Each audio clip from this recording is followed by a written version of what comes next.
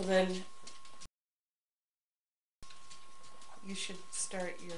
What is today? The 14th of. Today's the 15th. 15th of October. 2006. So from now to November 2nd is, well, 15 days, 16 days, 19 days. So in 19 days, Michigan voters are going to vote out. We're going to vote in a constitutional prohibition against affirmative action by somebody, by the state and its subdivisions, by governmental entities. And it may be close, because Michigan voters will sometimes rise to the occasion, but the problem now is that nobody really knows what it's about. The Free Press, the Detroit Free Press, ran a confused front page article saying, well, in California they prohibited affirmative action, was it 15 years ago? Something like that. And gee, the results are kind of uncertain. A lot of things don't seem to have been changed much. Yeah, the percentage of blacks at some of the universities sucks, but gee, other than that, everything's cool. And you know, hey, it's very inconclusive. The only thing useful in the article was they pointed out that, strictly speaking, affirmative action programs at General Motors or Xerox are unaffected by this amendment. It doesn't, but it probably does if you think about it, because there was quite a bit of legal and administrative struggle some years back to say that it was okay to have private affirmative action plans. That the Detroit Civil Rights, that the Michigan Civil Rights Commission, Michigan Department of Civil Rights, could allow private affirmative action plans, that they weren't on their face discriminatory. This took quite a bit of wrestling and thinking, and it said part of the understanding was that state policy was in favor of affirmative action, whatever that is. Whatever that is. So the question is, who, on the first instance, never mind the ripple effects, who will be affected, or what will be affected, and how would it be affected, or will it be affected when Michigan votes out affirmative action? If Michigan votes. Right, when Michigan votes out affirmative action. So, because of the millions that are dedicated for this purpose, and also, the separate question is, what's the motivation behind it? And we may not be able to get into that. Well, this is where you have to be kind of dumb. It's going to mean that nobody in state government is being paid anything to care about whether there are discriminatory effects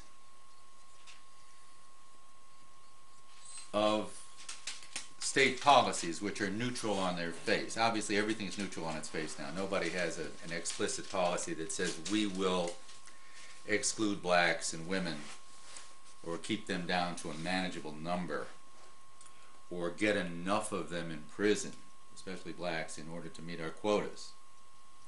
I just put that in as a kind of smart-ass remark, because except that then they can't vote for a while, can they? Can you vote if you're... I think in Michigan you can. Once your probation's over. Once your probation's over. Okay. Affirmative action is supposed to be remedial. It's supposed to be steps taken to remedy effects of discrimination.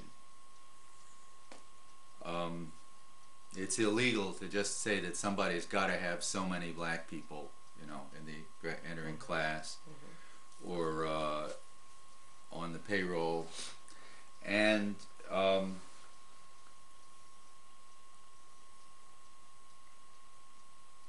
it's illegal to say that somebody's got to have a good attitude and that they've got to love black people. I don't know why it's illegal, but it is.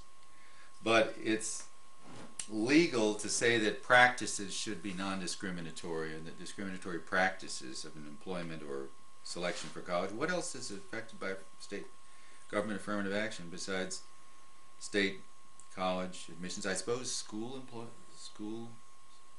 Any hire. hiring. Yeah. School board hiring? School board's a division of the state. Then it would be covered. Then all the schools in the state. And any other hiring that the state does, the contracts for construction. No, I don't. You see, oh, you're saying that the entire edifice of contract compliance, that everything the state does to try to assure non-discrimination by contractors and vendors to the state, the entire contract compliance effort will be eliminated. I think it would be. What if you're wrong? I could be. To the extent there's some sort of federal affirmative action, that wouldn't be, but to the extent that state action, this is most white city governments and county governments and boards of education and universities don't have a contract compliance program. When I say white, I mean most non-Detroit, non-Pontiac, maybe non-Muskegon, I don't know, non-Wayne County Board of Education. Governmental bodies don't have an active contract compliance program, so-called, and I'm not sure how effective. Well, we'll leave that aside. Most don't, but they could, under the present law. They can say, we want to see some effort by our contractors and vendors if their employment if their workforce reflects historic discrimination, either because they discriminated historically or because they're not taking pains to try to find black people for jobs, because black people don't come to them because they're out of the way. They're segregated into another neighborhood, and the black folks don't have any relatives who work for them. That's how you get hired by a place. You have a relative who works there. So it's actually the hiring by municipalities and by school boards and county governments. But also, they wouldn't have the right to require affirmative action of their people that make money off of them. right.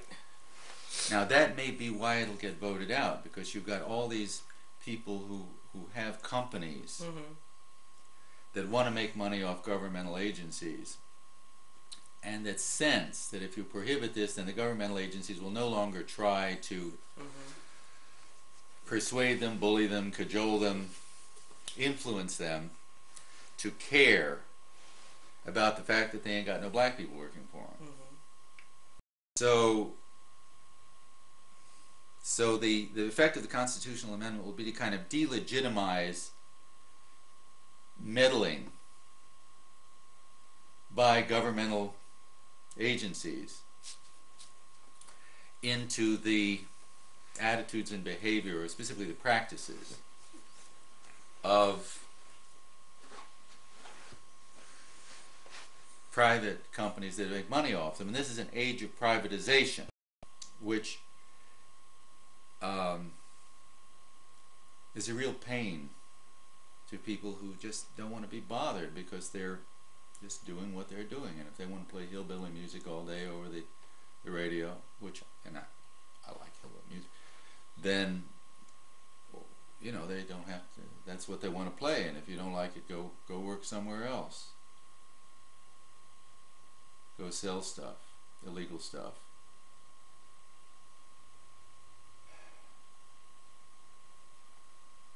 It would have been better if they kept affirmative action in Michigan.